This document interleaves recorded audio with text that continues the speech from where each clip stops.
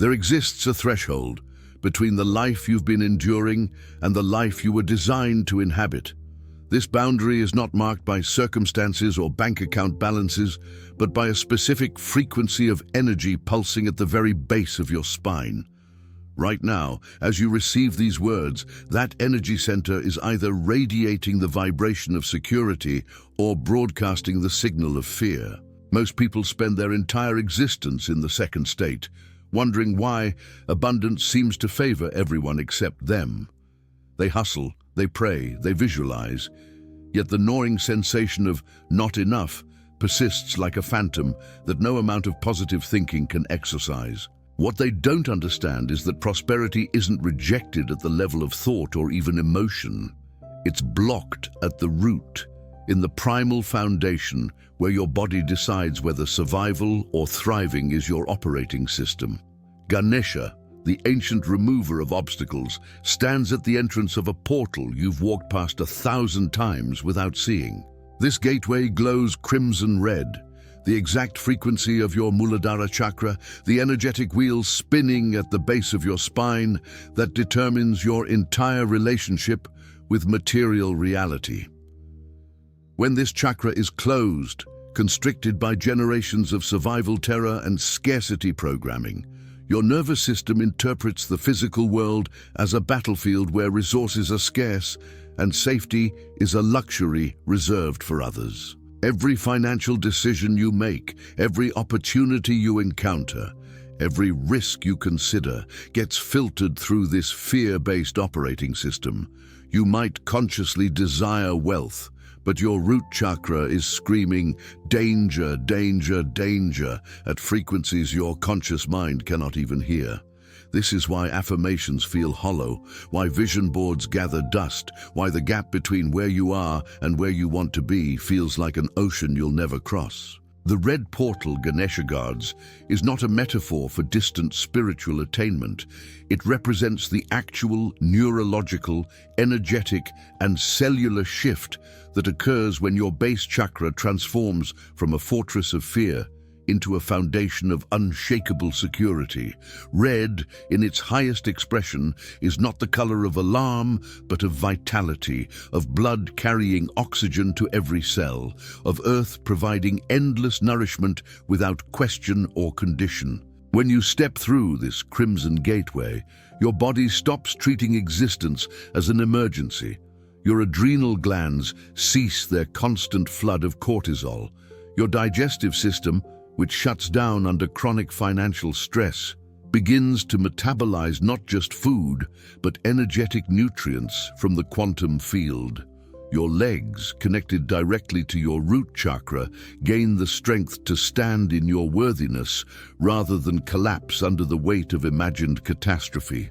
This is the transformation that changes everything, because when your foundation is secure, the entire architecture of your life can finally rise. I've witnessed human beings trapped in poverty consciousness while surrounded by material wealth, and I've seen others radiating abundance while possessing very little, and the difference was never in their circumstances. The difference was in the silent frequency humming at the base of their spine. Those living from an activated, balanced Muladhara move through the world with a bone-deep knowing that they belong here, that the earth supports them, that their needs are always met because they are nature itself, not separate from the infinite supply. Those with a blocked root chakra walk on tiptoes through life, bracing for disaster, hoarding what little they have, unable to receive because their energetic foundation is screaming, close the doors, protect what's left, trust nothing and no one. Ganesha, with his elephant wisdom and his intimate knowledge of earthly matters, understands this human predicament with profound compassion. He doesn't judge your fear, he simply offers passage through it, if you're willing to walk toward the red light instead of running from it. What I'm inviting you into is not another technique or temporary boost. This is a fundamental recalibration of your relationship with physical existence. Your root chakra, when functioning as designed, acts as an anchor point for cosmic energy to enter your body and materialize in your reality. It's the grounding rod that allows lightning from the heavens to safely enter the earth without destruction. When this energy center is blocked by fear, that divine current has nowhere to land. Your prayers hover above you like aircraft circling an airport with no permission to descend. Your desires remain in the ethers, beautiful but untouchable, because there's no energetic foundation strong enough to support their weight in physical form. Ganesha's red portal dissolves this blockage, not through force but through recognition. When you finally see that your survival has never actually been in question, that you've been held and fed and breathing all along despite your terror, something fundamental relaxes. The clench releases, the gate opens. The poverty you fear most is not found in empty bank accounts. It lives in the disconnection from your own body, from the earth beneath your feet, from the primal knowing that you are a child of an abundant universe. This disconnection began long before you were born, passed down through ancestral lines that experienced real famine, real displacement, real violence around resources. Your root chakra carries the memory of those who came before you, their survival fears encoded in your cellular structure like a warning system that never shuts off. But here's what they couldn't know, what their circumstances prevented them from learning. The universe operates on principles of infinite supply, not scarcity. There is enough. There has always been enough. The appearance of lack is a perceptual error, a misunderstanding of how energy flows, and your root chakra is where this error gets corrected. When you activate Muladhara in its highest frequency, you don't just change your financial situation, you alter your entire perception of what's possible, available, and already yours. Ganesha stands at this crimson threshold with his trunk raised in blessing, his massive form representing the weight of earthly wisdom, his gentle eyes reflecting the patience of one who has watched countless souls struggle with the illusion of separation from abundance. He removes obstacles not by demolishing them, but by revealing they were never solid to begin with, just constructs of frightened perception. The obstacle between you and prosperity is the belief that you must fight for survival, that resources are limited, that your safety depends on external conditions aligning perfectly.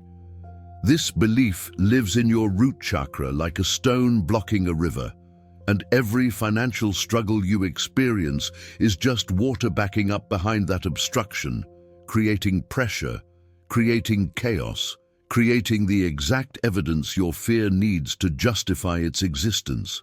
But when Ganesha removes that stone, when the red portal opens and your base chakra remembers its true function, the river flows as it was always meant to, effortlessly, endlessly, nourishing everything in its path. I'm not here to convince you of anything. I'm here to activate a frequency you already possess but have forgotten how to access. Your root chakra knows the language of safety. It understands the vibration of enough. What it doesn't respond to is mental commands or desperate pleading. Muladhara responds to presence, to breath, to the conscious decision to inhabit your body rather than flee from it into fantasies of a future where you'll finally be secure. The red portal opens from the inside out, and the key is your willingness to feel what you've been avoiding. The terror of not having enough, the shame of depending on a universe you're not sure you can trust, the rage at a system that seems designed to keep you struggling. These feelings aren't obstacles to your abundance. They're the very substance that, when alchemized through awareness, becomes the foundation of unshakable wealth consciousness. As we journey together through this activation, you'll discover that Ganesha's wisdom is intensely practical. He doesn't traffic in vague spirituality or bypassing of real human needs. His domain is the material world, the realm of form and flesh and physical manifestation, and he teaches you to be sovereign here, in this dimension, in this body, on this earth. The red portal he guards is the entrance to a version of yourself that no longer apologizes for having needs, that doesn't spiritually bypass the desire for comfort and beauty and ease, that understands prosperity as a birthright rather than a prize to be won through suffering. This version of you already exists on the other side of the gateway, grounded, secure, flowing with resources, trusting in the timing of all things. The question isn't whether this version is real, it's whether you're ready to walk through the crimson light and claim it. Every financial pattern you've ever experienced originates in a spinning wheel of energy located at the base of your spine, invisible to physical eyes, but more real than the ground beneath your feet. This energy center, known in ancient wisdom as Muladhara, determines whether you move through the world as a person who expects abundance or braces for scarcity, whether you stand tall in your worthiness or collapse under the weight of unworthiness you've carried so long it feels like bone. Before a single dollar enters or exits your life, before you negotiate a salary or hesitate at a price tag, before you say yes to opportunity or no to your expansion, your root chakra has already decided what you deserve, what's safe, and what reality will permit. This isn't mystical theory. This is the energetic infrastructure of your material existence, and most people live their entire lives without ever examining the foundation that determines everything built upon it. Muladhara translates to root support, and in the architecture of your energetic body, nothing could be more literally true. Just as a building's stability depends entirely on its foundation, your capacity to receive, hold, and expand wealth flows directly from the health of this chakra. When your root is strong, you can weather financial storms without collapsing into panic, take calculated risks without terror hijacking your nervous system, receive unexpected windfalls without unconsciously sabotaging them because your foundation can't support that much good. When your root is weak, blocked, or spinning in reverse from years of survival mode, every dollar feels precarious, every bill triggers existential dread, every choice around resources becomes an agonizing calculation tinged with the fear that one wrong move will lead to disaster. You can have $1 million in the bank with a blocked root chakra and still feel poor, still operate from lack, still hoard and protect and contract. Conversely, you can be building wealth from nothing with an activated Muladhara and move with the confidence of someone who knows beyond doubt that they are supported. Ganesha's elephant form embodies the exact qualities your root chakra needs to function at its highest capacity. Elephants are creatures of profound earthly wisdom, connected to the ground through massive feet that sense vibrations from miles away, rooted in family structures that prioritize collective survival, blessed with memory that spans generations. They move with deliberate slowness, not from lack of power, but from integration with natural rhythms, understanding that forced speed creates instability. When Ganesha appears in your consciousness, he's not offering you get-rich-quick schemes or shortcuts that bypass the foundational work. He's teaching you to build wealth the way nature builds mountains, through patient accumulation, through trust in geological time, through understanding that what's established slowly lasts eternally. This is the opposite of the frantic hustle culture that keeps your root chakra in permanent fight or flight, convincing you that rest equals failure, and that your survival depends on never stopping, never trusting, never exhaling. The poverty consciousness that lives in your base chakra isn't just your personal creation. You inherited it from ancestors who faced real material scarcity, who watched crops fail, who fled violence, who internalized the message that the world is dangerous and resources unpredictable.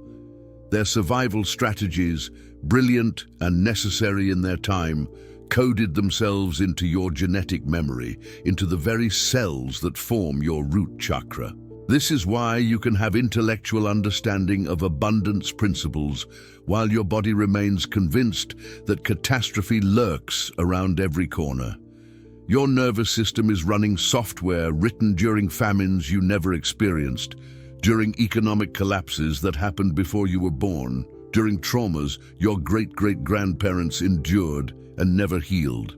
Ganesha's red portal offers you the opportunity to finally update this programming, to honor the survival wisdom of your lineage while recognizing it no longer serves your expansion, to thank your ancestors for keeping you alive and simultaneously step into a reality they couldn't imagine. When I speak of activating Muladhara for financial stability, I'm not referring to wishful thinking or spiritual bypassing of practical action. The root chakra governs your physical connection to earth, your sense of tribal belonging, your trust in the structures that support human life, your willingness to be embodied rather than floating in dissociation. These aren't abstract concepts. They translate directly into behaviors that either generate or repel prosperity. A person with a blocked root chakra struggles to commit to anything long-term because their system believes nothing is stable or trustworthy. They change jobs frequently, move constantly, abandon projects midstream, always searching for external security that can never be found because the instability is internal. They either hoard money in fear or spend it recklessly to avoid feeling the anxiety of having it. They can't save because saving requires faith in a future their nervous system doesn't believe in. They can't invest because investment requires tolerance for uncertainty, and their root chakra interprets all uncertainty as mortal danger. Ganesha's wisdom reveals that earthly stability isn't found in controlling outcomes, but in strengthening your energetic foundation so profoundly that outcomes become less relevant.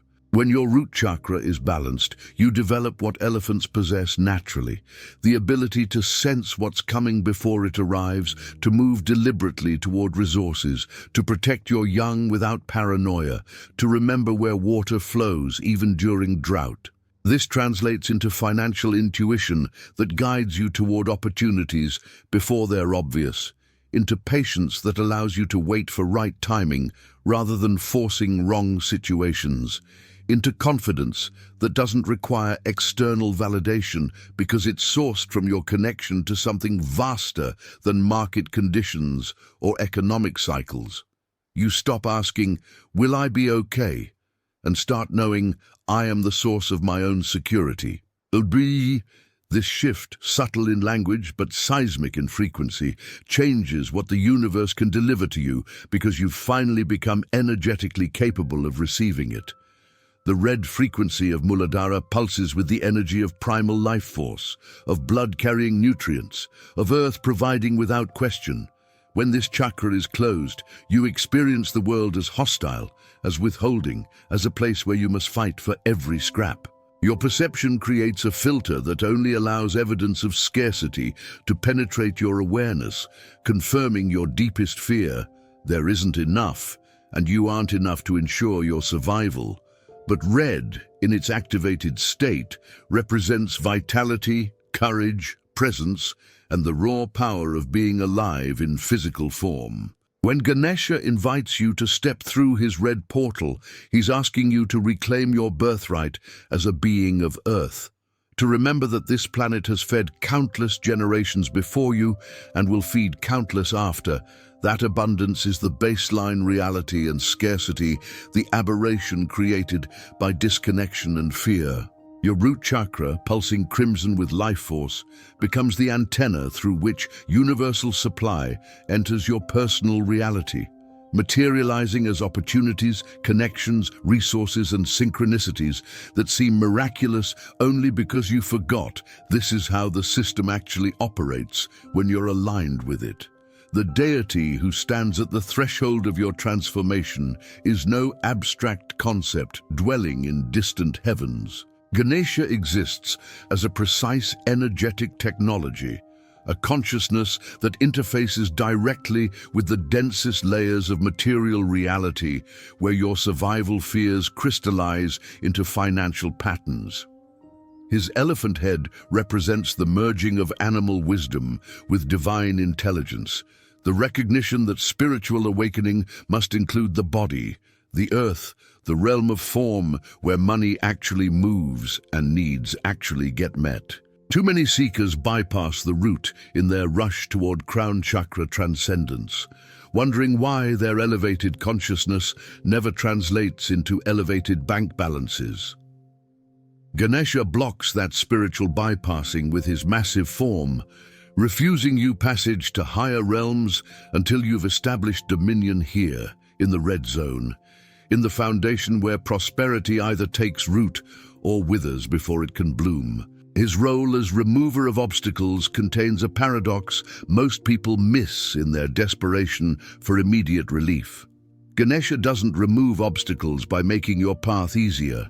He removes them by revealing that what you've been calling obstacles are actually invitations to deepen your foundation, to strengthen your root, to build the energetic capacity required to hold what you're asking for. When you pray for wealth while your Muladhara spins in survival terror, the universe hears a contradictory signal. Give me abundance, but I don't trust you, I don't trust myself, and I believe disaster is imminent. Ganesha's compassion manifests as divine obstruction, blocking the flow of resources until you've healed the infrastructure that would cause you to destroy, sabotage, or reject those resources the moment they arrived. The obstacle isn't between you and money. The obstacle is the fear-based operating system in your root chakra that would use money as another weapon of self-destruction rather than a tool of liberation. Why does this portal glow red, the color associated with danger signals and emergency alerts in modern conditioning?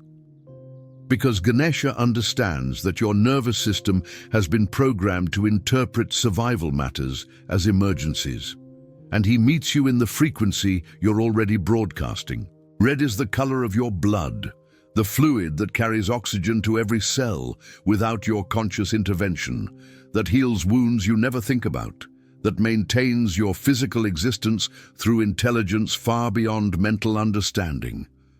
Red is the color of Earth's molten core, the foundation of stability you stand upon, the source of magnetic force that holds atmosphere and enables life. Red is the color of the first chakra because it represents the raw, primal, unfiltered power of being alive in a body, having needs, requiring resources, and deserving to have those needs met not through suffering, but through alignment with natural law.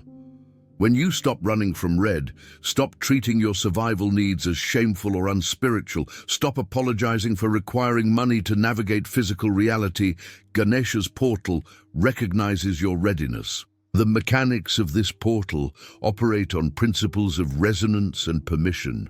Your root chakra broadcasts a frequency every moment of your existence, a signal that tells the quantum field what kind of reality to materialize around you.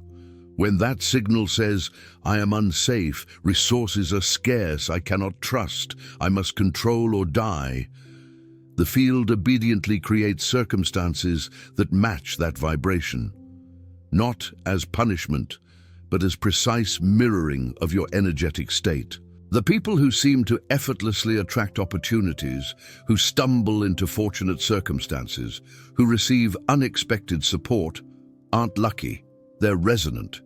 Their Muladhara broadcasts security, trust, openness, worthiness, and the field responds with matching frequencies in material form. Ganesha's red portal is the threshold where you consciously choose to change your broadcast, to override the ancestral programming, to install new software in your root chakra that reflects the truth of your divine nature rather than the lies of generational trauma. Divine protection in Ganesha's teaching isn't about avoiding hardship or challenge. Protection means developing a foundation so solid that external chaos cannot destabilize your internal security, that market crashes and unexpected expenses and life's inevitable curveballs cannot shake your bone-deep knowing that you are held, guided, and provided for. The elephant moves through jungle undergrowth that would terrify smaller creatures, not because the path is cleared for him, but because his size, strength, and connection to earth make him fear almost nothing. This is what activating your root chakra through Ganesha's wisdom creates: an energetic mass and stability that makes you unshakable in the face of circumstances that once would have triggered complete collapse. You stop being a leaf blown by every economic wind and become the oak tree, rooted so deeply that storms only make you stronger, more flexible, more alive to the dance between stability and growth. Red symbolizes both the danger of unconscious reactivity and the divine power of conscious vitality. When your root chakra operates from fear, red manifests as alarm bells, as the constant low-grade panic that colors every financial decision with desperation. You see danger everywhere because your base frequency is tuned to threat detection, your system prioritizing survival over thriving in every moment. But when you walk through Ganesha's portal and reclaim red in its sacred aspect, the same color becomes your power source, the furnace of life force that fuels bold action, grounded decision-making, and the courage to claim what's yours without apology or hesitation. The shift isn't in the color, but in your relationship to the primal energy it represents. Fear and power both live in red. Which one dominates depends entirely on whether your root chakra is open or closed, balanced or blocked, connected to earth or desperately trying to float above it.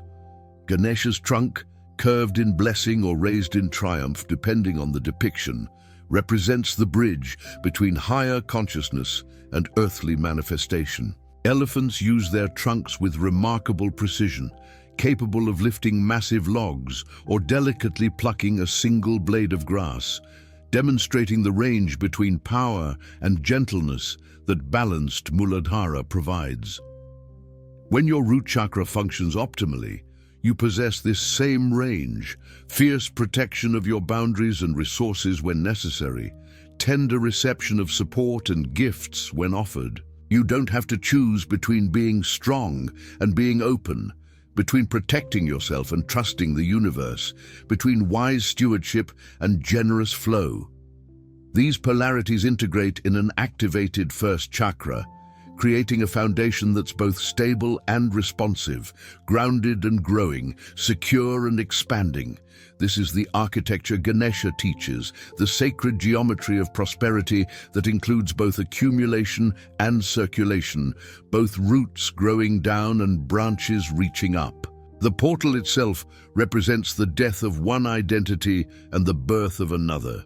You cannot walk through it carrying the version of yourself that believes in scarcity, that finds security in hoarding, that trusts fear more than faith. That identity dies at the threshold, not violently but naturally, the way a snake sheds skin that no longer fits its expanding form. On the other side of the red gateway, a version of yourself already exists who knows their worth, who trusts their path, who receives abundance as naturally as breathing because their root chakra hums at the frequency of divine security rather than human terror. This future self isn't separate from you. They're the activated potential that's been waiting for you to clear the energetic debris blocking your foundation. Ganesha guards this portal with patience because he understands that walking through requires more courage than most spiritual practices demand. It requires you to release the identity of victim, of struggler, of the one who never has enough, and that identity has been protecting you from the terrifying responsibility of your own power. Understanding this sacred architecture changes how you approach every financial decision from this moment forward. You stop looking for external solutions to internal misalignment. You stop blaming circumstances, economy, lack of opportunity, other people's success, or cosmic unfairness for your material struggles. Instead, you turn your attention to the foundation, to the spinning red wheel at the base of your spine, and you ask the only question that matters. Is my root chakra broadcasting security or fear, trust or terror, worthiness or shame? The answer to that question determines everything that manifests in your financial reality. And Ganesha's portal offers you the tools to consciously shift the answer from fear to power, from victim to sovereign, from scarcity to abundance so profound it becomes your new baseline rather than a peak experience you occasionally touch. Survival terror doesn't announce itself with obvious symptoms. It doesn't always manifest as panic attacks or sleepless nights, though those are certainly markers when the fear reaches critical mass. Most often, survival terror operates as a constant background hum in your nervous system, so familiar you mistake it for normal, so persistent you've built your entire life around managing it rather than dissolving it. This is the fear that makes you check your bank balance compulsively, that prevents you from taking time off because rest feels like courting disaster, that drives you to accept jobs you hate because the known misery feels safer than unknown possibility. It's the voice that whispers, "Not enough," when you see your paycheck, "too risky" when opportunity knocks. Who do you think you are when you dare to dream beyond survival? This fear doesn't live in your conscious mind, where affirmations and positive thinking can reach it. It lives in your root chakra, encoded in muscle memory and cellular response, and it will sabotage every abundance practice you attempt until you address it at the source. The physiological reality of financial anxiety reveals why surface-level solutions fail so spectacularly. When your root chakra interprets your financial situation as a threat to survival, it triggers the same biological response your ancestors experienced when facing predators. Your amygdala signals danger, your adrenal glands flood your system with cortisol and adrenaline, your digestive system shuts down to redirect energy toward fight or flight. Your prefrontal cortex, the part of your brain responsible for planning and rational decision-making, goes offline. In this state, you literally cannot think clearly about money. Every financial choice gets filtered through a nervous system convinced you're about to die, which is why people make catastrophically poor decisions during financial stress. Why they freeze when they should act or act impulsively when they should pause. Why the exact wisdom they need becomes inaccessible when they need it most. Your blocked root chakra isn't just an energetic problem. It's creating a biochemical environment that makes prosperity mathematically impossible.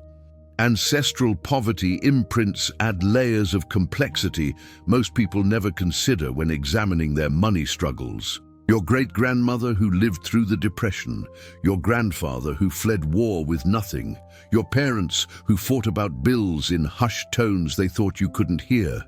Their unhealed trauma lives in your body as surely as their genetic code shapes your physical features.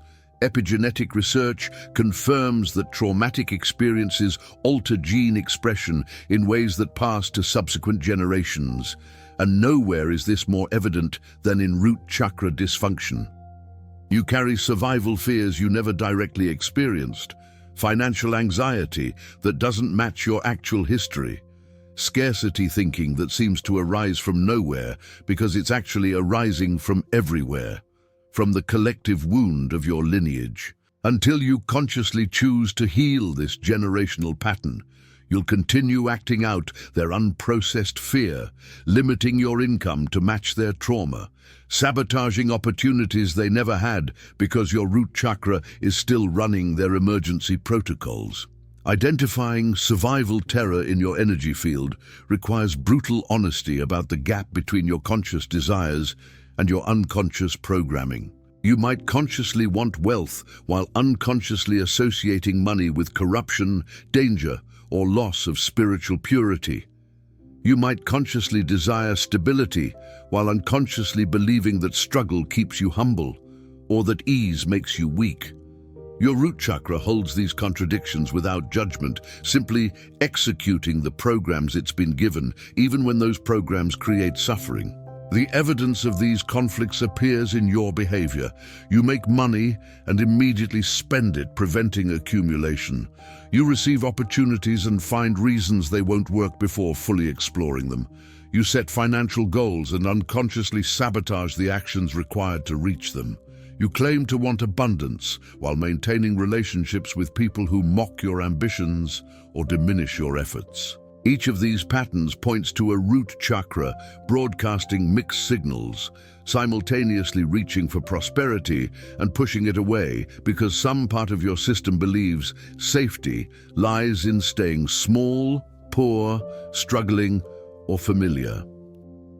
The dissolution of this fear doesn't happen through force or spiritual bypassing. You cannot shame yourself into fearlessness, cannot think your way out of a nervous system response, cannot transcend your root chakra by ignoring its desperate signals. Dissolution happens through acknowledgement, through turning toward the fear with curiosity rather than judgment, through understanding that every contraction in your base chakra arose as an attempt to protect you from perceived threats.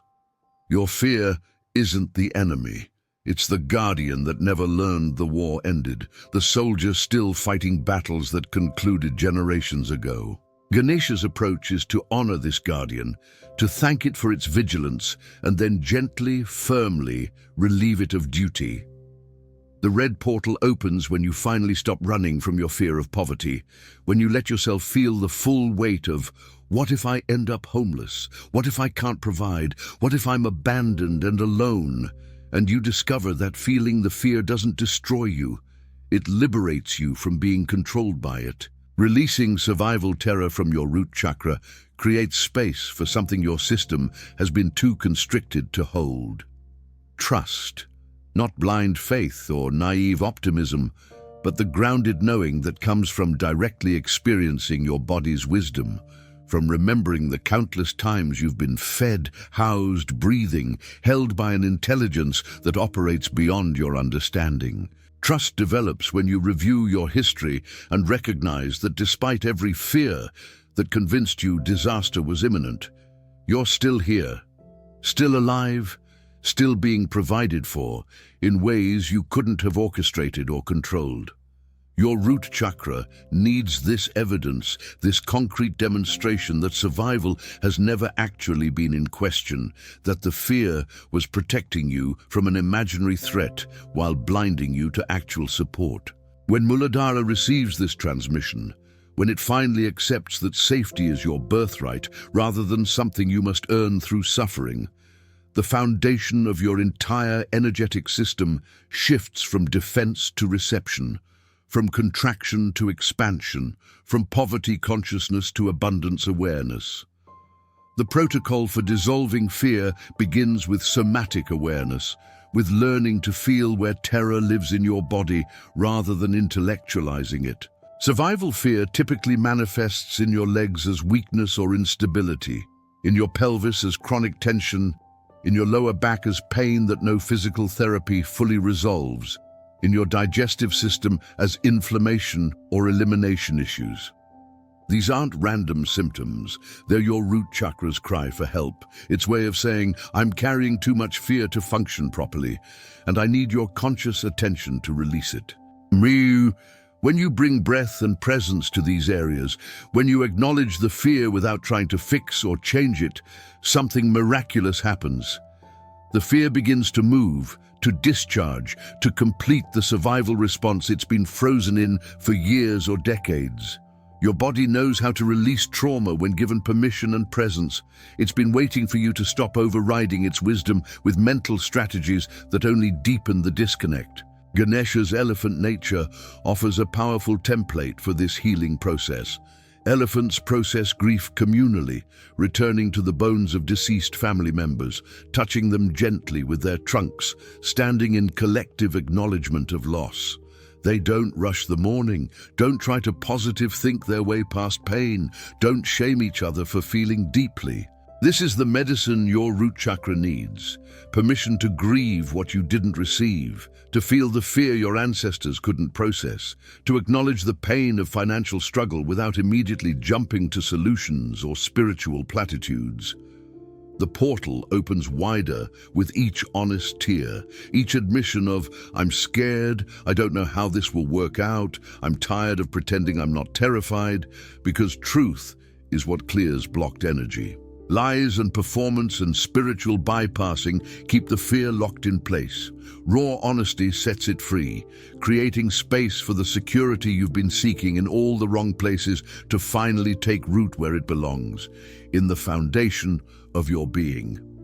Earth element activation isn't metaphorical spirituality.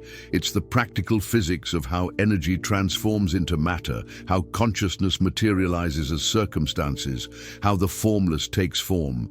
Your root chakra governs earth element within your personal energetic system.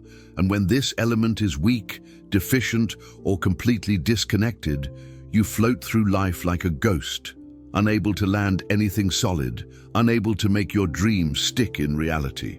You might have brilliant ideas that never manifest, start projects that never complete, set intentions that never materialize beyond wish-level hoping. This isn't because the universe is withholding from you. It's because you lack the elemental density required to pull quantum possibilities into physical form. Abundance isn't just an energetic concept existing in higher dimensions. It needs weight, mass, gravity, earthiness to become the money in your account, the roof over your head, the food on your table. Ganesha's wisdom grounds you in the recognition that spirituality without embodiment is fantasy, and prosperity without earth element is impossible. The sacred geometry of stability reveals itself in nature's patterns, the way roots spread as wide underground as branches spread above, the way mountains form through patient tectonic pressure, the way crystals grow in precise mathematical lattices. Your root chakra, when balanced, mirrors these geometries, creating an energetic structure strong enough to support whatever you're building in the visible world. A tree doesn't worry about whether its branches will be fed. It focuses on deepening roots, trusting that depth below creates possibility above. Most people do the opposite. They focus all attention on outcomes, on the visible manifestations they want, while neglecting the underground work of establishing foundation. They wonder why their success is unstable, why every gain gets followed by loss, why they can't seem to build anything lasting, never recognizing that they're trying to construct a skyscraper on sand, trying to grow a forest with roots that barely penetrate surface soil. Ganesha's red portal initiates you into the understanding that true wealth is grown, not gotten, built through foundation, not grabbed through desperation. Connecting your spine to infinite resources requires understanding your physical body as antenna and conduit, rather than isolated organism. Your spine houses your central nervous system and provides the vertical axis along which all 7 chakras align, with Muladhara at the base serving as your grounding point, your connection to Earth's electromagnetic field and its infinite generative capacity. When you consciously root through your tailbone, when you visualize energy flowing down from your spine into the planet's core, you're not engaging in make-believe. You're activating an actual energetic circuit that allows universal supply to enter your personal field.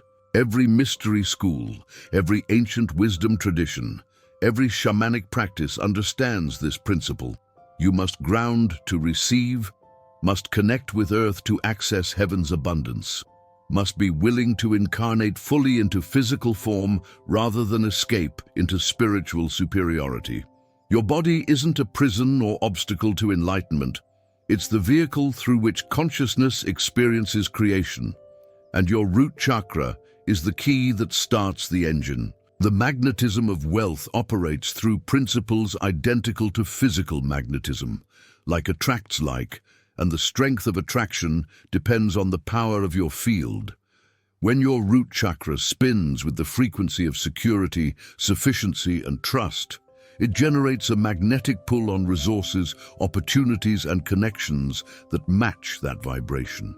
Money flows toward people who feel secure around money, not because the universe plays favorites, but because resonance is law, because energy organizes around coherent fields, because stability attracts more stability, while chaos attracts more chaos. This is why wealthy people often seem to make money effortlessly, not because they're better or more deserving, but because their root chakra broadcasts a frequency that says, I am safe with large amounts of resources, I know how to steward them, I trust myself to manage them wisely. And that signal acts like a homing beacon for financial opportunities. You can learn every manifestation technique and abundance ritual ever created, but if your Muladhara is broadcasting, I'm not safe, I can't be trusted, money is dangerous, you're trying to attract north with a south-facing magnet. The polarity has to match, and grounding your root chakra in earth frequency creates the correct polarity for wealth attraction. Earth provides nourishment without requiring you to earn it through performance or suffering. Gravity holds you without demanding proof of worthiness. Your body breathes and digests and circulates blood through intelligence that operates independent of your achievement or goodness. This is the model Ganesha invites you to embody in your relationship with prosperity, a shift from proving and earning and struggling to simply receiving as natural expression of your existence. The earth doesn't debate whether trees deserve nutrients. It supplies them through laws of physics and chemistry that don't include moral judgment. When you align your root chakra with earth frequency, you exit the paradigm where money must be earned through sacrifice and enter the paradigm where resources flow through alignment, where your value isn't negotiable because it's inherent, where prosperity becomes as natural as photosynthesis because you've finally stopped blocking the light with beliefs about your unworthiness. Grounding practices activate your root chakra through direct physical engagement with earth element, which is why the wealthiest wisdom traditions all include body-based practices: yoga, tai chi, qigong, walking meditation, gardening, working with clay or stone. These aren't separate from your financial healing, they are your financial healing because they rebuild the severed connection between your consciousness and the planet that literally supports your existence. When your bare feet touch earth, when you feel soil in your hands, when you place your spine against a tree trunk and breathe, you're not escaping your money problems. You're solving them at the root by restoring the energetic circuitry that allows Earth's abundance to flow into your personal reality. Modern life severs this connection systematically. You walk on concrete, live in high rises disconnected from ground, spend most waking hours in artificial environments, then wonder why you feel ungrounded, anxious, and financially unstable. Ganesha's red portal reconnects you to the source of all material wealth, the earth itself, which has been generating and regenerating resources for billions of years without ever running out, without ever experiencing scarcity, without ever needing a backup plan. The geometry of your root chakra, when activated, creates a downward flowing cone of energy that anchors into Earth's core while simultaneously drawing Earth's generative power upward through your entire energetic system. This bidirectional flow is crucial. Grounding without receiving leaves you stuck and stagnant. Receiving without grounding leaves you unanchored and unable to hold what you attract. The sacred geometry balances both movements, roots penetrating deep while trunk rises strong, creating stability and growth as complementary forces rather than competing priorities. When you embody this geometry, your financial life reflects it. You can save and spend, accumulate and circulate, build wealth and share generously because your foundation is strong enough to support apparent contradictions. The scarcity mindset insists you must choose between security and generosity, between protecting what you have and risking it for growth. But an activated Muladhara dissolves that false choice by providing a foundation secure enough to hold both polarities in dynamic balance. Ganesha's elephant feet, massive and grounded, leave deep impressions wherever they step, marking territory, claiming space, refusing to apologize for the weight of their existence. This is the energy shift required in your root chakra. From tiptoeing through life, trying to take up minimal space and need minimal resources, to standing fully in your physical presence, claiming your right to be here, to have needs, to require support, to deserve abundance. The fear of being too much often manifests as making yourself small in every way. Small income, small living space, small dreams, small requests. But you're here in a body, on earth in physical form, and that incarnation comes with legitimate material needs that don't make you greedy or unspiritual to acknowledge. Ganesha teaches you to plant your feet, to let your weight settle into your pelvis and legs, to stop bracing against gravity and instead let it hold you, to trust that the earth beneath you is solid enough to support your full presence, your full power, your full claim on the resources required to live a life of dignity, beauty, comfort, and contribution. This isn't excess. This is alignment with your design as an embodied consciousness having a material experience. Close your eyes and bring your awareness to the base of your spine, to the point where your body meets whatever surface holds you in this moment. Don't rush past this instruction in your eagerness for the next step.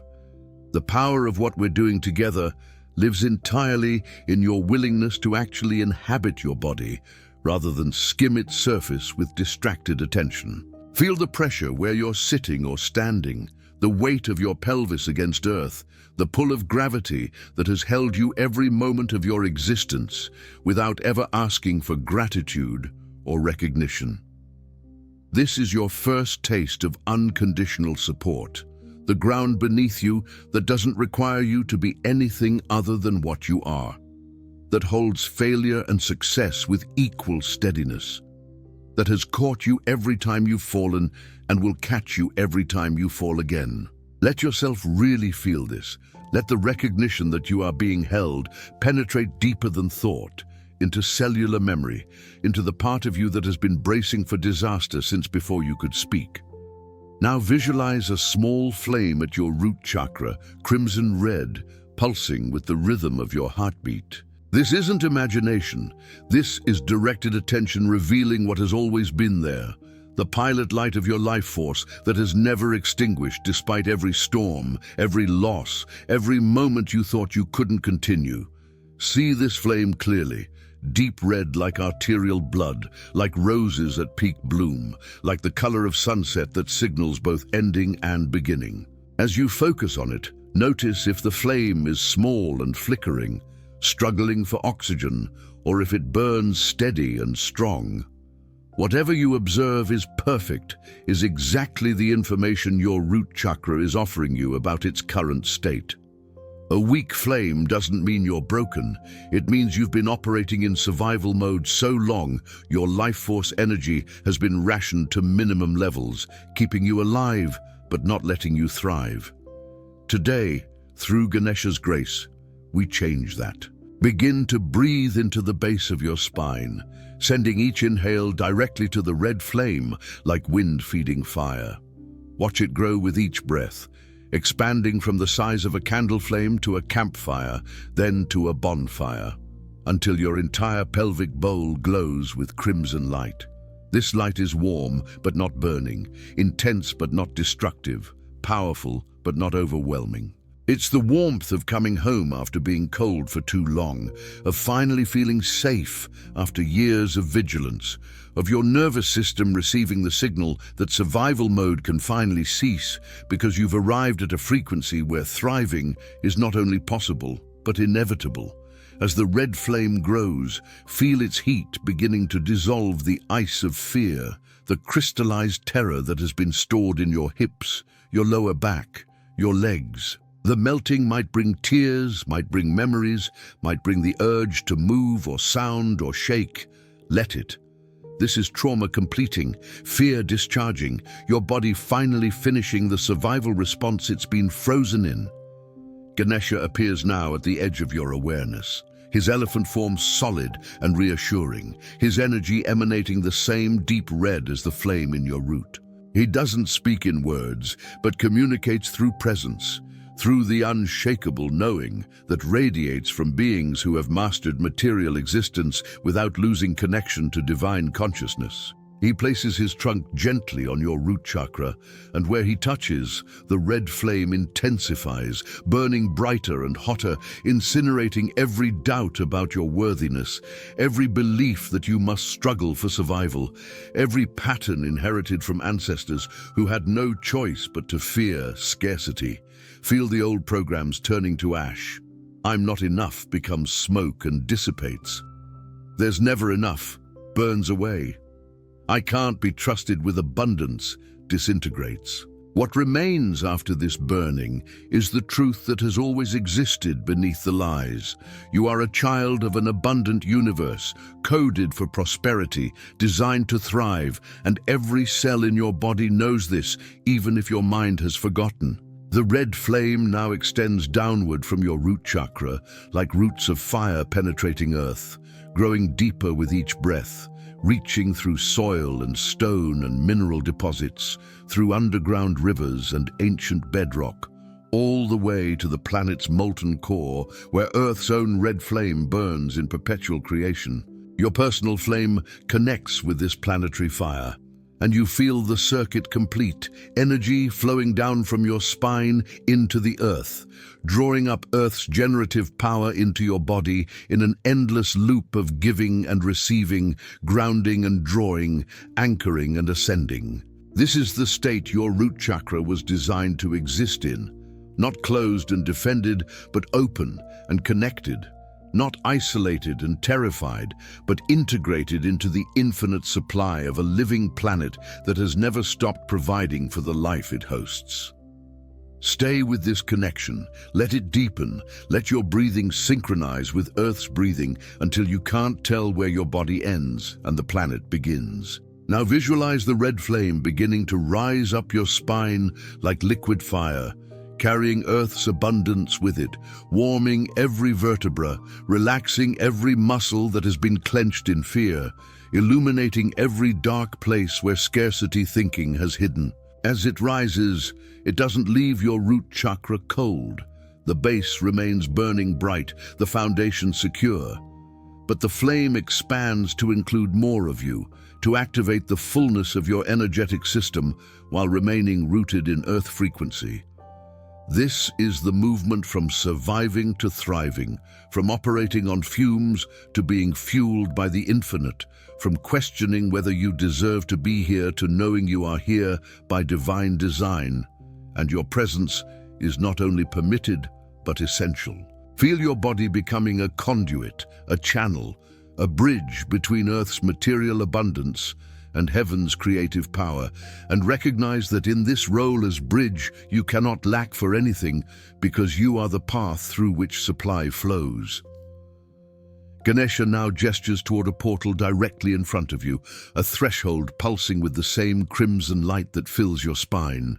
This is the doorway between who you've been and who you're becoming, between poverty consciousness and wealth awareness, between fear-based surviving and trust-based thriving. The portal isn't locked or guarded. It's been waiting for you to build enough fire in your root chakra to see it, to generate enough energetic stability to walk through it without collapsing under the intensity of what exists on the other side. As you approach, you feel the heat emanating from the gateway, not as danger, but as purification, as the final burning away of anything you're still carrying that doesn't serve your highest flourishing. You might feel resistance, might hear the voice of fear, trying one last time to convince you that safety lies in staying small, staying poor, staying familiar. Thank that voice for its protection and step through anyway. On the other side of the red portal, you see yourself clearly for the first time, grounded, secure, radiating the confidence of someone whose root chakra broadcasts unwavering trust in universal supply. This version of you doesn't check bank balances compulsively, doesn't lie awake calculating worst-case scenarios, doesn't shrink from opportunities because of risk. They move through the world with elephant-steady steps, claiming space, requiring what they need, receiving what they desire, stewarding resources with wisdom born of connection to something vaster than market forces or economic cycles. They know, without doubt or hesitation, that they are supported, that abundance is their birthright, that prosperity flows through them because they've finally stopped blocking it with fear. This isn't a different person. This is you with an activated Muladhara. You with the foundation that was always meant to be yours. You aligned with the truth of your divine design. Spend time with this vision. Let it saturate your cells. Let the feeling of being this person become more real than the fear-based identity you've been carrying. Notice how they stand, how they breathe, how they relate to money and resources and opportunity. Notice the absence of anxiety, the presence of trust, the quality of being at home in physical existence rather than fighting against it. This is what Ganesha's red portal offers. Not a distant goal to strive toward, but a current reality to step into, a frequency available right now if you're willing to release the beliefs that have been keeping you locked in scarcity.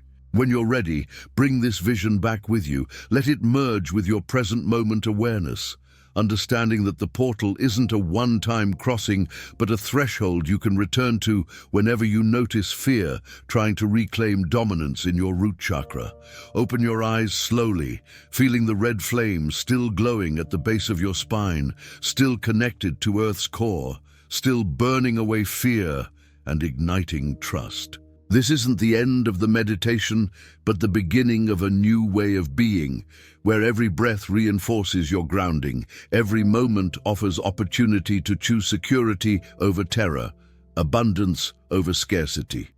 Ganesha remains with you, not as external deity, but as integrated consciousness, elephant wisdom, now woven into your own awareness, reminding you through sensation and knowing that your survival has never been in question and your prosperity is simply a matter of alignment. The red portal stays open, inviting you deeper into your own foundation, deeper into trust, deeper into the recognition that you are and have always been a being designed for abundance, living in an abundant universe that's been waiting for you to remember.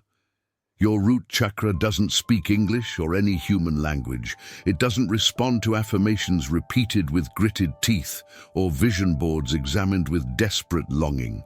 Muladhara communicates in the language of sensation, of safety signals, of nervous system states that register as felt experience rather than cognitive understanding. This is why you can tell yourself, "I am abundant," 1,000 times, while your bank account continues to reflect scarcity. The words never reach the chakra that controls your actual relationship with material resources. To break the scarcity spell that has kept you locked in struggle, you must learn to speak directly to your root in the only language it comprehends. The language of embodied sensation, of regulated nervous system, of genuine felt safety that can't be faked or bypassed with spiritual platitudes. Ganesha's wisdom reveals that the fastest path to prosperity is through the body, not around it, and every moment you spend trying to transcend your physical needs is a moment you reinforce the very disconnection that prevents those needs from being met. The scarcity spell operates as a multi-layered enchantment, woven from ancestral trauma, cultural conditioning, religious messaging about the virtue of poverty, and personal experiences of lack that your nervous system interpreted as evidence of universal law rather than temporary circumstance. Each layer reinforces the others, creating a fortress of belief so strong you mistake it for reality itself, never recognizing that you're living inside a story about scarcity rather than inside actual scarcity. The universe doesn't impose limits on your prosperity. Your root chakra, running ancient programming, imposes limits by filtering out opportunities, blocking receptivity, sabotaging success, and finding safety in the familiar suffering of never enough. Breaking this spell doesn't require you to fight against it, to use willpower to overcome it, or to positive think your way past it. It requires you to recognize the spell for what it is, a protection mechanism that once served you but now imprisons you, and consciously choose to step outside its influence. Reprogramming survival into thriving begins with understanding that your nervous system cannot tell the difference between actual danger and remembered danger, between present threat and anticipated threat, between real scarcity and imagined scarcity. When your root chakra is stuck in survival mode, every financial decision triggers the same physiological response as a life or death emergency. Adrenaline surges, rational thinking shuts down, and you operate from the most primitive part of your brain that knows only two responses: freeze or panic. In this state, you make choices that perpetuate scarcity. You take the underpaid job because any income feels urgent. You stay in toxic situations because leaving feels too risky. You hoard what little you have instead of investing it toward growth. You reject opportunities before fully evaluating them because your system interprets all change as dangerous. Ganesha's intervention is to teach your root chakra a new baseline, that safety doesn't come from controlling outcomes, but from trusting your foundation. That security isn't found in protecting against worst-case scenarios, but in developing the capacity to handle whatever arises. The mantra for material security that Ganesha offers isn't a string of Sanskrit syllables to repeat mindlessly, hoping for magic. The mantra is a somatic practice, a body-based affirmation that speaks directly to Muladhara in its native language. It goes like this. Place both hands on your lower belly, feeling the warmth of your palms against your body. Take a deep breath into your root, and as you exhale, speak this truth out loud. I am here, I am held, I am home. Repeat it slowly, feeling each word in your body rather than just thinking it. I am here, acknowledging your full presence in physical form, not dissociated into fantasy or numbed out from feeling. I am held, recognizing the support that has never failed, the ground beneath you, the breath that keeps coming, the heart that keeps beating without your conscious control. I am home, understanding that safety isn't somewhere you arrive in the future after achieving certain conditions, but a state you can access right now by coming back into your body, by landing fully in the present moment, by letting yourself be exactly where you are without resistance. When you practice this mantra with presence and repetition, something shifts in your root chakra. The constant background tension begins to ease. The relentless scanning for threats starts to quiet. Your nervous system, finally receiving the message that you're safe in this moment, begins to redirect energy away from defense and toward creation, away from surviving and toward thriving. This isn't instant or dramatic. It's a gradual recalibration, like slowly turning the dial from a fear-based frequency to a security-based frequency. But with consistency, this practice rewrites the deepest programming in your energetic system, the code that determines what you believe is possible, available, and allowed. Your root chakra starts broadcasting a new signal. I am safe enough to receive, stable enough to hold, worthy enough to claim, grounded enough to grow. And the quantum field, always responsive to your energetic broadcast, begins arranging circumstances to match. The scarcity spell breaks fully when you stop seeking evidence of abundance outside yourself and start generating the frequency of abundance from your root chakra, regardless of external conditions. This is the revolutionary shift most people never make, because it requires you to feel prosperous before you have the money, to embody security before your circumstances reflect it, to trust the foundation before you see proof of its strength. Every instinct of the survival-based self resists this, insisting that you must see it to believe it, that trust should come after evidence, that feeling abundant without material abundance is delusion. But energetic law operates in reverse. You must be it to see it, must embody the frequency to attract the matching circumstances, must become the thing you're calling in before it can materialize in form. Ganesha's elephant nature demonstrates this principle. Elephants don't wait for water to appear before trusting it will. They sense moisture underground through their feet and dig toward it with absolute confidence.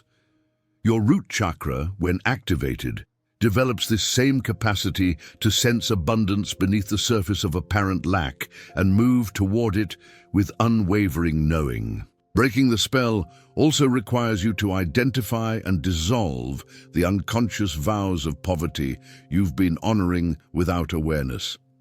These vows might sound like, "I'll never be like wealthy people who are selfish and disconnected," or "My spirituality would be corrupted by too much money," or "If I become prosperous, I'll lose my edge, my creativity, my compassion for those who struggle," or "Having more than I need makes me complicit in others' suffering."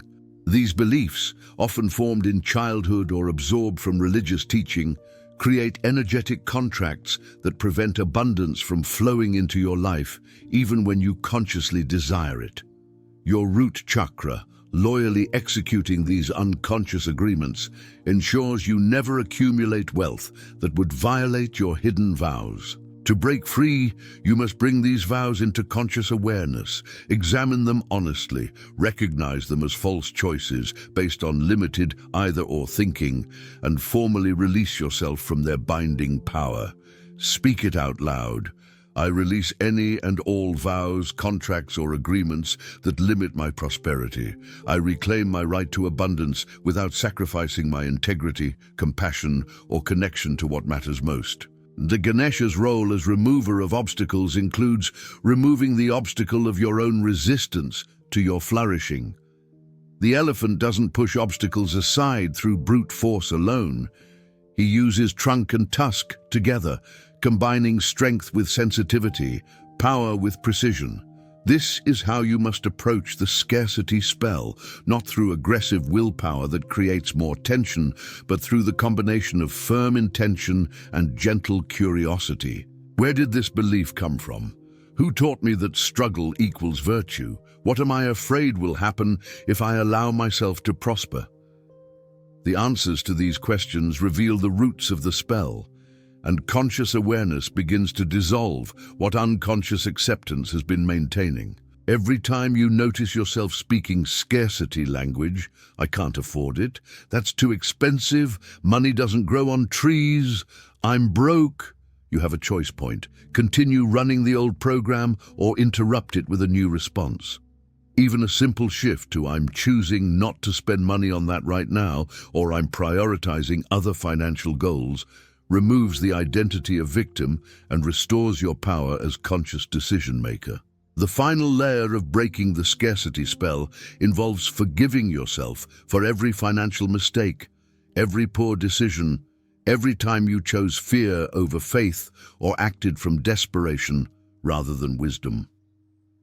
Your root chakra holds the shame of these moments like scar tissue, creating rigidity where flexibility is needed, protection where openness would serve.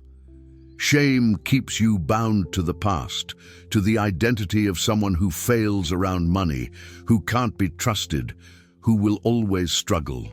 Forgiveness doesn't mean condoning harmful choices.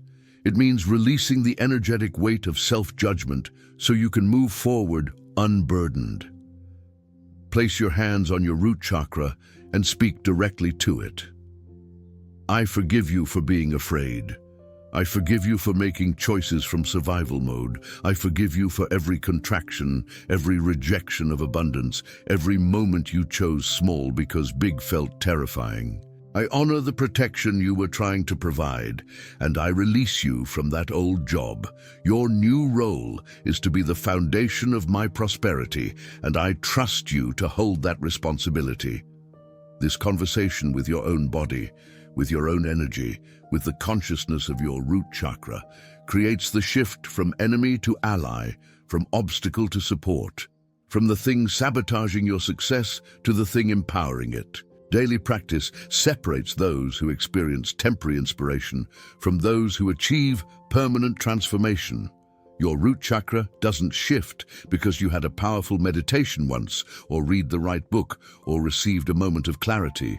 Muladhara fortifies through consistent repetitive engagement, through showing up day after day to reinforce new patterns until they become more automatic than the old ones, through building energetic muscle memory that makes security your default state rather than fear. This is where most people abandon their healing work, not because the practices don't work, but because they lack the patience to honor the pace of foundational change, to trust that unsexy daily repetition creates more lasting results than dramatic peak experiences. Ganesha's elephant wisdom speaks directly to this. Slow is smooth, smooth is fast, and the foundation that takes time to build supports structures that last lifetimes. The first pillar of daily root chakra fortification is conscious grounding at the beginning of every day, before you check your phone, before you engage with external demands, before your attention scatters into the 1,000 directions modern life pulls it. Upon waking, before even opening your eyes, bring awareness to your tailbone, to the base of your spine, and visualize roots growing down from that point, penetrating through your bed, through the floor, through layers of building if you're in an apartment, through concrete and pipes and infrastructure, through soil and rock, all the way to Earth's core. Feel yourself anchored, tethered, connected to the planet that holds you. Then consciously draw earth energy up through those roots, up through your spine, filling your entire body with the sensation of being supported, held, belonging to something larger than your individual concerns. This takes less than 5 minutes, but establishes the energetic tone for your entire day, reminding your root chakra that its job isn't to manage everything alone, but to remain connected to an infinite source of stability and supply. Physical movement that specifically engages your legs, hips, and lower body is non-negotiable for root chakra health.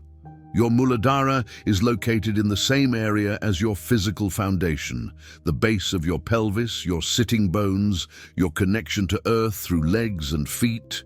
And stagnation in this area creates energetic stagnation that manifests as financial stagnation. The movement doesn't need to be complicated or time-consuming. Squats that strengthen your legs and activate your root, hip openers that release stored trauma from your pelvis, standing postures that force you to feel your feet pressing into ground, walking meditation where each step becomes a conscious act of connection with earth. 20 minutes daily of intentional lower body movement does more for your prosperity consciousness than hours of visualization, because you're addressing the root chakra in the language it understands: sensation, strength, embodied presence. When your legs feel strong, when your hips feel open, when your feet feel grounded, your entire energetic system receives the message. I am powerful enough to stand, stable enough to move forward, supported enough to take up space. Nutrition for your base frequency means eating in a way that makes your body feel safe, nourished, and energetically dense. Your root chakra responds to foods that are red in color, that grow in or close to the ground, that carry Earth's nutritional density. This includes root vegetables like beets, carrots, potatoes, radishes, proteins that ground you rather than make you feel floaty or spacey, foods rich in minerals that connect you to earth element.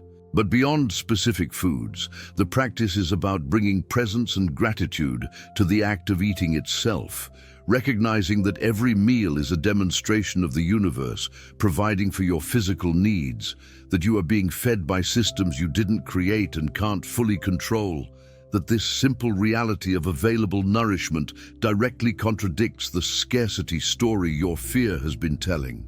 When you eat, practice feeling the sensations, the weight of food in your belly, the satisfaction of hunger being met, the way your body relaxes when it receives what it needs. This trains your root chakra to recognize abundance not as something distant or theoretical, but as something you experience multiple times every day. Sound healing specifically for Muladhara uses the Lam mantra, vocalized with emphasis on the sound that creates vibration in your lower body. chanting Lam while sitting on the ground, while placing your hands on your root area, while visualizing the red flame we activated earlier, creates a resonance that literally reorganizes the energetic patterns in your base chakra. The sound waves move through your body as physical vibration, and your root chakra, being the most physical of all chakras, responds powerfully to this somatic input. You don't need to understand the mechanism for it to work. You just need to do it consistently, allowing the vibration to do its work over time, trusting that even when you can't feel immediate results, the foundation is being restructured at levels deeper than conscious awareness can track. 5 minutes of Lam chanting daily compounds over weeks and months into a completely different baseline frequency. The practice of earthing, direct physical contact between your bare skin and the earth's surface, rewires your nervous system in ways that support root chakra activation. Modern life insulates you from earth. Rubber-soled shoes, concrete surfaces, indoor environments, high-rise living. This disconnection isn't just physical, it's energetic, and it directly contributes to the anxiety, instability, and lack of grounding that makes prosperity consciousness impossible. When you place your bare feet on grass, dirt, sand, or stone for even 15 minutes daily, you complete an electrical circuit between your body and earth, allowing excess charge to discharge and Earth's electrons to enter your system. Research confirms this reduces inflammation, regulates cortisol, improves sleep, and decreases anxiety, all of which are essential for a balanced root chakra. But beyond the scientific validation, your body knows what it needs. It craves contact with the ground, yearns for the feeling of belonging to the earth, relaxes when it remembers it's not separate from the planet, but an expression of it. Building energetic foundation also requires you to audit your environment and relationships for anything that undermines your sense of safety and stability. Your root chakra is exquisitely sensitive to your surroundings, to the people you allow access to your energy, to the inputs you consume through media and conversation. If your living space is chaotic, cluttered, or unstable, your Muladhara mirrors that chaos.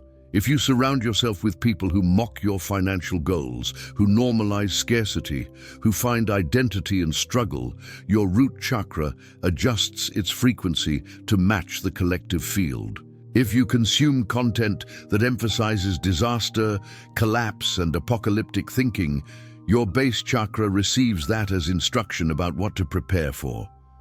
This doesn't mean you bypass reality or avoid uncomfortable truths. It means you consciously choose what frequencies you marinate in, recognizing that your root chakra will align with whatever environment and relationships you consistently inhabit. Sometimes the most radical act of abundance consciousness is changing who you spend time with, what you watch and read, and where you choose to live, even when those changes feel uncomfortable or inconvenient. Ganesha's daily blessing can be invoked through a simple ritual that takes less than 3 minutes, but establishes energetic protection and invitation around your prosperity. Light a red candle each morning, sit before it with your hands on your root area, and speak. Lord Ganesha, remover of obstacles, I invite your elephant wisdom into my foundation, strengthen my roots, clarify my path, dissolve my fear, and open all pathways to the prosperity that serves my highest good and the good of all beings. Then sit in silence, feeling Ganesha's presence as a massive, grounding, protective energy that surrounds and supports you. When you're ready, blow out the candle with gratitude and move into your day knowing you're not navigating material reality alone, but in partnership with a consciousness that has mastered the art of earthly success without spiritual compromise. This ritual doesn't require you to adopt Hinduism or abandon your own faith tradition. Ganesha operates beyond religious boundaries as an energetic principle, a frequency of obstacle-removing, foundation-building, prosperity-enabling consciousness available to anyone willing to invoke it. The final practice for fortifying your root chakra is the regular review of evidence that contradicts your scarcity story. Your mind is wired for negativity bias, noticing and remembering every financial struggle while overlooking countless instances of being provided for, supported, and sustained. Counter this by keeping a daily abundance journal where you record every evidence of sufficiency. The food you ate, the shelter you had, the unexpected gift, the bill that got paid, the opportunity that appeared, the moment fear predicted disaster and you were fine anyway. Over weeks and months, this journal becomes undeniable proof that scarcity is the aberration and abundance is the norm. That you have been held and fed and breathing all along, that your root chakra's fear has been protecting you from a threat that rarely materializes in the ways it predicts. When you can see the pattern of provision in your actual lived experience, rather than remaining trapped in the story of lack, your Muladhara begins to relax its death grip on control, begins to trust that maybe, just maybe, the universe knows what it's doing and has been taking care of you far better than your fear ever could. Divine timing operates on frequencies invisible to human impatience, and nowhere does this create more friction than in the realm of material manifestation, where you want what you want when you want it, where delay feels like denial and waiting feels like punishment. Ganesha's elephant consciousness holds a promise most people reject, because it requires surrendering the timeline, releasing the stranglehold of control, trusting that the gap between planting and harvest serves a purpose your limited perspective can't comprehend. The promise is this: when your root chakra is truly aligned, when your foundation is genuinely secure, when you've done the internal work to become energetically capable of holding what you're asking for, the manifestation is inevitable, guaranteed, already done in the quantum field, and simply waiting for the physical realm to catch up. But the catching up happens in divine timing, not human desperation, and your willingness to honor that timing determines whether you receive your abundance as blessing or burden, as sustainable wealth or temporary windfall that you'll sabotage within months because your foundation wasn't ready. Understanding divine timing requires you to study nature's patterns, to observe how everything grows according to internal intelligence rather than external demand. You cannot force a seed to sprout faster by pulling on it, cannot rush gestation because you're impatient to meet the child, cannot demand that oak trees reach full height in a season because you want immediate shade. The seed knows when conditions are right for germination. The embryo knows when development is complete enough for birth. The oak tree adds one ring of growth per year, no shortcuts available, building the structural integrity required to support its eventual height and breadth. Your prosperity works the same way. There's a gestation period between desire and manifestation, between planting and harvest, between energetic shift and material evidence. This period isn't empty waiting, it's the invisible work of roots spreading underground, of neural pathways rewiring, of your energetic field reorganizing to match the new frequency you're claiming. Ganesha asks, can you trust the process you cannot see? Can you honor the timeline you don't control? Can you continue tending your foundation even when nothing appears to be happening above the surface? Obstacles, in Ganesha's teaching, are never random impediments to your success. They're invitations to deeper grounding, to more solid foundation, to the development of qualities you'll need to steward the abundance you're calling in. When a financial opportunity falls through, when a source of income unexpectedly dries up, when your plans get derailed by circumstances beyond your control, the obstacle isn't evidence that the universe is against you or that your prosperity is being withheld. The obstacle is revealing where your foundation isn't yet strong enough, where your root chakra is still operating from fear rather than trust, where you would have built your wealth on sand that couldn't support its weight. Most people curse obstacles and fight against them, never recognizing that the very resistance they're encountering is divine protection, keeping them from manifesting prematurely, from receiving before they're ready, from getting what they want in ways that would ultimately harm rather than help. Ganesha removes obstacles when you've learned what the obstacle was teaching, when you've used the delay to fortify your foundation, when you've developed the energetic capacity to receive without destroying. The elephant's natural patience offers a template for navigating the frustration of divine timing. Elephants don't rush. They lumber with deliberate slowness, moving their massive bodies with care and precision, understanding that their size requires them to be mindful of every step. They can wait hours at a waterhole, standing in stillness, conserving energy, trusting that the other animals will drink their fill and move on. They can travel enormous distances to reach food and water, never panicking, never questioning whether they'll arrive, simply putting one foot in front of the other with the unshakable knowing that their destination is already assured. This is the consciousness shift required in your root chakra, from the frantic energy of "I need it now or I'll die" to the grounded certainty of "it's already mine and it will arrive exactly when I'm ready to hold it." This doesn't mean you become passive or stop taking action.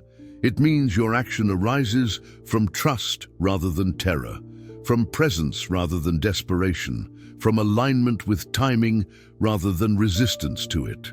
Trusting the unseen infrastructure requires you to recognize that far more is working on your behalf than you can perceive with physical senses or measure with material metrics. Right now, as you read these words, your desires are setting energetic currents in motion. People you haven't met are being moved by invisible forces toward eventual connection with you. Resources are shifting positions in the quantum field, preparing to materialize in your physical reality. Doors you don't even know exist are beginning to unlock. All of this is happening in dimensions of reality your conscious mind cannot track, operating according to laws of energy and consciousness that don't care about your timeline or your story about how long things should take. Ganesha's wisdom reveals that the elephant's trunk, strong enough to uproot trees and sensitive enough to pick up a single peanut, represents your capacity to develop both power and perception. The power to take bold action when guidance comes, and the perception to sense the subtle movements of energy that precede material manifestation. Your root chakra, when aligned with divine timing rather than fighting against it, develops what spiritual traditions call discernment, the ability to distinguish between guidance and fear, between inspired action and desperate forcing, between genuine opportunity and distraction that looks like progress. This discernment arises not from thinking harder or analyzing more thoroughly, but from the felt sense in your body, from the quiet knowing that emerges when your Muladhara is grounded enough to hear subtle signals. Does this opportunity make your root feel expansive or contracted? Does this decision create a sense of, yes, this is aligned in your foundation?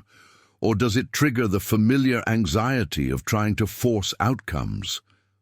Your body knows the difference between divine timing and human impatience, between the right thing at the wrong time and the right thing at exactly the right moment. But you can only access that wisdom when you're willing to slow down, drop into sensation, and listen to what your root chakra is trying to tell you. The promise Ganesha offers isn't that you'll get everything you want on your preferred schedule. The promise is that when you align your root chakra with trust, when you build a foundation so solid it can support anything, when you develop the patience to let things unfold according to intelligence vaster than your planning, what manifests will exceed what you could have orchestrated through force or manipulation. The delays you're cursing now are protecting you from settling for less than what's actually available, from grabbing the first thing that appears because your fear can't tolerate uncertainty, from building wealth on a foundation that would collapse under its weight. Ganesha's elephant form stands between you and premature manifestation, not as punishment, but as the ultimate act of love, ensuring that when your abundance arrives, you're grounded enough to receive it, wise enough to steward it, and secure enough to enjoy it without the terror that it could all disappear at any moment. This is the gift of divine timing, not what you want when you want it, but what you're actually ready for when you're actually ready, delivered in ways that support your highest flourishing rather than your momentary comfort. The practice of trusting divine timing while still taking inspired action creates a paradox. The mind struggles to hold, but the root chakra navigates naturally when it's balanced. You prepare the soil, you plant the seed, you water consistently, you create conditions for growth, and then you surrender the outcome, the timeline, the method by which your abundance will appear. You do your part with full commitment and then release all attachment to controlling how the universe does its part. This both and rather than either or approach dissolves the false choice between taking action and trusting, between working for your prosperity and allowing it to flow, between being responsible and being supported. Ganesha's wisdom reveals that the elephant uses both trunk and tusks, both gentleness and strength, both patience and power. And you must learn to hold the same range of capacities within your root chakra, grounded enough to wait, strong enough to move, open enough to receive, discerning enough to choose wisely. The quantum leap from fear to faith doesn't happen through gradual improvement or incremental progress. It happens in a single moment when you finally completely stop arguing with reality and surrender to what is, releasing the exhausting battle against uncertainty, relinquishing the illusion that enough control will equal enough safety, and falling backward into the arms of a universe you've spent your life refusing to trust. This moment isn't peaceful or serene, it's terrifying. Like stepping off a cliff with no guarantee of landing, like releasing your grip on the life preserver you've been clutching, even though it's actually weighing you down rather than keeping you afloat. But in that terror, in that freefall, your root chakra undergoes a fundamental reorganization. The frequency shifts from, I must protect myself because I'm alone and the world is dangerous, to, I am held by intelligence greater than my understanding. And my job is to align with that intelligence rather than override it with fear-based control.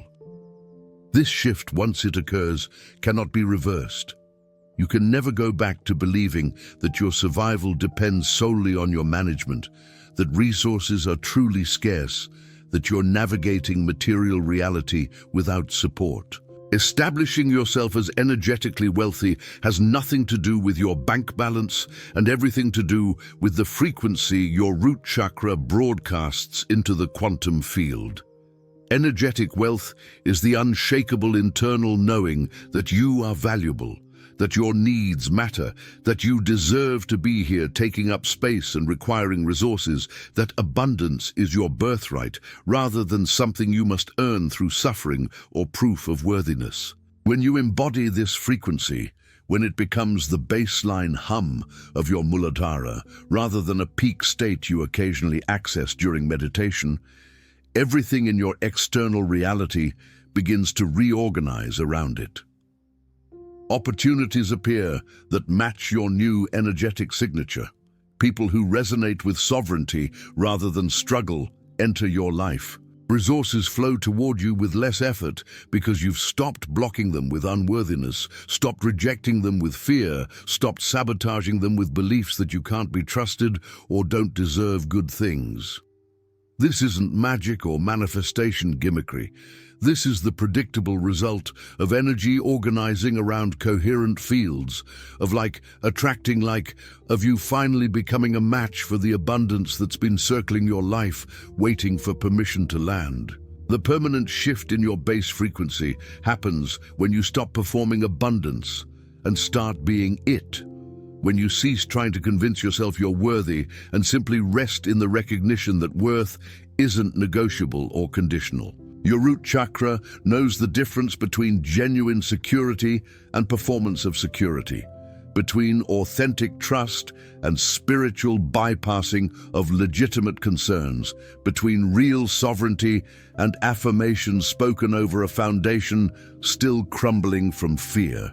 The shift becomes permanent when you can feel truly unsafe, when unexpected expenses arise, when income becomes uncertain, when life delivers the chaos it inevitably delivers, and your Muladhara remains stable, grounded, connected to something deeper than circumstances. Not because you're in denial or pretending everything is fine, but because you've developed the energetic infrastructure to hold difficulty without collapsing into catastrophe, to navigate challenge without reverting to survival mode, to experience temporary scarcity without abandoning your identity as an abundant being.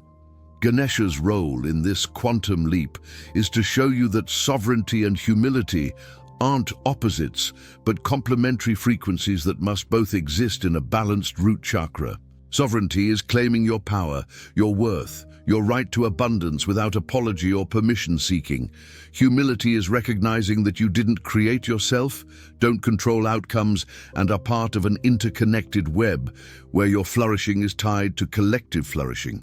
The elephant embodies both, powerful enough to topple trees, humble enough to serve, sovereign in its presence, reverential toward the natural order. When your Muladhara integrates both frequencies, you become powerful without arrogance, confident without aggression, successful without exploitation, wealthy without hoarding. You understand that your abundance doesn't diminish others because prosperity operates on principles of circulation rather than competition, that there's enough for everyone when people stop operating from scarcity consciousness, that your success can be a rising tide that lifts other boats rather than a zero-sum game where your winning requires someone else losing. From survival to sovereignty is also a journey from doing to being, from achieving worth through accomplishment to recognizing worth as inherent essence.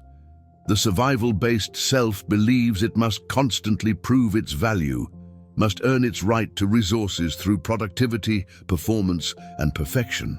The sovereign self knows it's valuable simply because it exists, that its worth wasn't created by its achievements and can't be destroyed by its failures, that being alive in a body on this planet already makes it deserving of the resources required to thrive.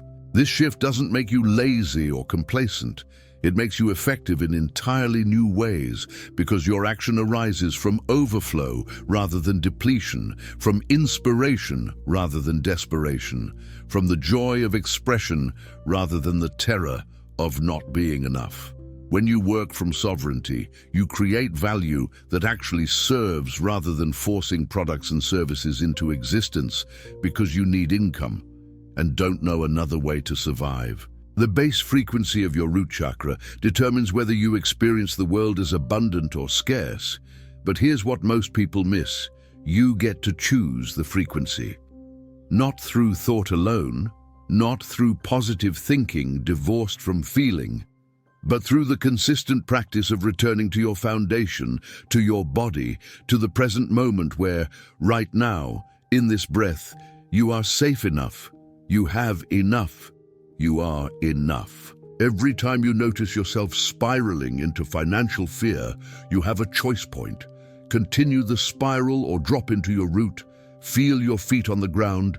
Take 3 conscious breaths and ask yourself, in this exact moment, am I actually unsafe or am I replaying a fear loop? Almost always, you're safe right now. The threat is imagined, projected into a future that hasn't happened, or remembered from a past that's over. When you can consistently distinguish between actual present moment danger and fear-generated stories, your root chakra begins to relax its constant vigilance, begins to trust that it doesn't need to treat every moment as an emergency, begins to broadcast a frequency that says, I'm okay, I'm here, I'm held, instead of danger, danger, not enough, not safe. Ganesha's blessing on your sovereignty is his recognition that you're ready to stand in your own power, to trust your foundation, to navigate material reality as a conscious being rather than a victim of circumstance. The elephant doesn't ask permission to take up space, doesn't apologize for its size, doesn't shrink itself to make others comfortable. Yet it moves through the world with care, with awareness of its impact, with respect for the ecosystem it's part of. This is the balance your root chakra must find. Powerful presence without violence, confident claiming without greed, sovereign standing without dominance. When you embody this, when your Muladhara broadcasts this integrated frequency, you become magnetic to prosperity in its highest forms. Not just money, but opportunities for meaningful contribution, relationships with people who celebrate your success rather than diminish it, creative expressions that generate income while serving genuine needs, wealth that flows through you to create positive impact rather than stagnating in fear-based hoarding. The final aspect of the quantum leap from survival to sovereignty is the recognition that you're not healing your root chakra to get something, to fix yourself, to finally be enough. You're doing it because you already are enough. You already are sovereign. You already are an expression of divine abundance that somehow forgot its true nature and believed the lies of scarcity consciousness. This shift from healing as project to healing as remembering, from fixing what's broken to uncovering what was always whole, changes the entire energetic signature of your root chakra work. You're not working toward a future state where you'll finally be healed enough to deserve abundance. You're clearing the debris that's been obscuring the prosperity consciousness that's been your birthright all along. Ganesha doesn't give you anything new. He removes the obstacles preventing you from seeing what you already have, what you already are, what's already yours. The red portal doesn't lead somewhere else. It leads you home to your own foundation, where sovereignty has been patiently waiting for you to recognize it, claim it, and stand in it fully. Integration is where most transformation dies, abandoned at the threshold between peak experience and daily practice, between inspiration and implementation, between the moment you see clearly and the months of repetition required to rewire your default patterns. You've journeyed through Ganesha's teachings, activated your root chakra, dissolved fear, and touched the frequency of sovereignty. But none of that matters if you return to the same unconscious behaviors tomorrow, next week, when the intensity of this activation fades into memory. The red portal isn't a single crossing that guarantees permanent change. It's a daily choice to continue walking through, to keep choosing security over terror, abundance over scarcity, sovereignty over victimhood, even when, especially when, circumstances trigger your old patterns and fear tries to reclaim dominance in your foundation. This is the unglamorous work of actual healing, showing up again and again to reinforce new neural pathways, to practice new responses, to build the energetic muscle memory that makes your transformed root chakra the new baseline rather than a temporary peak state. Integration practices for lasting transformation must address all dimensions of your being: physical, energetic, emotional, mental, and spiritual. Physically, this means maintaining the daily grounding practices, the movement that keeps energy flowing through your lower body, the nutrition that supports your base frequency, the earthing that connects you directly to the planet's stabilizing field. Energetically, this means continuing to visualize the red flame, to consciously root through your tailbone, to work with the Lam mantra, to invoke Ganesha's presence when you feel ungrounded or afraid. Emotionally, this means allowing yourself to feel without judgment, to notice when fear arises without immediately trying to fix or transcend it, to welcome all sensations in your root area as information rather than problems.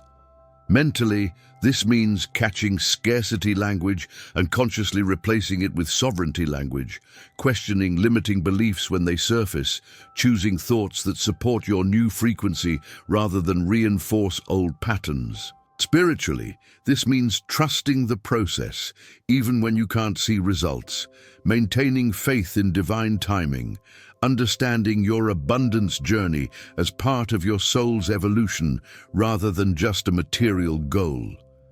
Your new relationship with material existence is the ultimate measure of whether your root chakra transformation has integrated. When you can look at money without anxiety rising in your chest, when you can make financial decisions from clarity rather than fear, when you can receive unexpected abundance without immediately sabotaging it or waiting for the other shoe to drop, when you can experience temporary scarcity without spiraling into catastrophic thinking, when you can give generously without depleting yourself, when you can save consistently without hoarding compulsively, these are the markers of genuine root chakra healing. Your relationship with physical resources becomes neutral rather than charged, practical rather than emotional, conscious rather than reactive. Money doesn't mean safety or survival or worth, it's simply a tool for navigating material reality. And you're sovereign enough to use it wisely, abundant enough to trust more will come, grounded enough to know that your security doesn't depend on any specific dollar amount. The continuous flow of divine provision becomes your lived experience rather than a spiritual concept you hope is true. You begin noticing the thousands of ways you're supported every day, the infrastructure you didn't build that brings water to your home, the food systems that deliver nourishment, the countless people whose labor contributes to your comfort, the air that continues entering your lungs, the earth that continues holding you, the sun that continues rising. This isn't gratitude practice as technique. It's direct perception of the abundance already saturating your existence, the provision that's been flowing all along while fear convinced you that scarcity was the baseline reality. When your root chakra fully opens to this recognition, when it stops filtering reality through the lens of not enough and starts perceiving what's actually present, you realize you've never actually been separate from abundance. You just couldn't see it through the fog of survival terror. Ganesha's continuous presence in your life becomes less about ritual and more about recognition, less about invoking external deity, and more about embodying elephant wisdom in your own being. You start moving through the world with the elephant's patience, its unrushed deliberation, its powerful yet gentle presence. You handle obstacles the way elephants do, assessing carefully, using the right combination of trunk and tusk, strength and sensitivity, knowing when to push through and when to walk around. You protect what matters the way elephants protect their young, fiercely but not frantically, alert but not paranoid, powerful but not violent.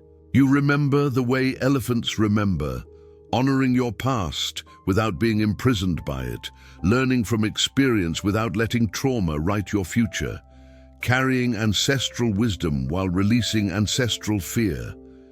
This integration of Ganesha's qualities into your own root chakra creates a foundation that can support any structure you choose to build, any dream you dare to pursue, any level of prosperity you're willing to claim. The practice of walking through the red portal becomes a daily recommitment ceremony. Every morning, before engaging with external demands, you pause, you breathe into your root, you visualize the crimson gateway, and you consciously choose to step through it again, leaving behind any fear or scarcity, thinking you picked up the previous day, any doubt about your worthiness, any belief that struggle is noble or that you must prove your value. You step through, carrying nothing but your presence, your breath, your connection to earth, your trust in the unseen infrastructure supporting you. On the other side, you claim your sovereignty again. You affirm your abundance again. You ground into the knowing that you are held, guided, and provided for. This repetition isn't boring, it's revolutionary, because most people spend their entire lives letting fear drive their financial decisions. And you're choosing differently, day after day, building a foundation so solid that eventually the choice becomes automatic. The new pattern becomes your default, and walking through the red portal is simply how you exist. rather than a practice you must remember to do. Your commitment to this new baseline must be stronger than your attachment to familiar struggle, more powerful than the part of you that finds identity in financial stress, more persistent than the voices, internal and external, that will try to convince you that real change isn't possible, that prosperity isn't for people like you, that you should be realistic and accept limitation. Ganesha's teaching is clear. Obstacles will come, challenges will arise, moments will occur when everything in your external reality seems to contradict the sovereignty you're claiming. These aren't signs that you're failing or that the work doesn't work. They're the final tests of your foundation, the universe checking whether your root chakra is truly solid or just temporarily convinced. When you can maintain your grounding during the storm, when you can stay connected to your worth, when circumstances seem worthless, when you can trust divine provision, when human systems appear to be failing, that's when you prove to the quantum field that you're ready for the next level of abundance, that your foundation can support more, that the red portal wasn't just a beautiful experience, but a permanent transformation in how you exist on this earth. The journey through Ganesha's red portal of security doesn't end, it deepens. Each day you practice grounding, each moment you choose trust over fear, each time you catch scarcity language and consciously shift to sovereignty language, each breath you take into your root chakra, each visualization of red flame connecting you to Earth's core. All of it compounds, building energetic momentum that eventually reaches critical mass, where your new baseline becomes unshakable, where poverty consciousness can no longer gain purchase in your foundation, where abundance is simply who you are rather than what you're trying to achieve. This is Ganesha's ultimate promise. Not that you'll never face financial challenges, not that money will magically appear without effort or strategy, but that you'll navigate material reality from a foundation so secure that no external circumstance can destabilize your internal knowing that you are wealthy in the ways that matter most, that you are supported by forces beyond your comprehension, that you are an expression of an abundant universe, and therefore abundance is your natural state. Walk through the red portal today. Walk through it tomorrow. Walk through it every day until the portal and your life become one continuous flow of grounded, secure, sovereign existence in a material world that bends toward those who finally remembered they belong here. They matter here, and they deserve every good thing this physical experience has to offer.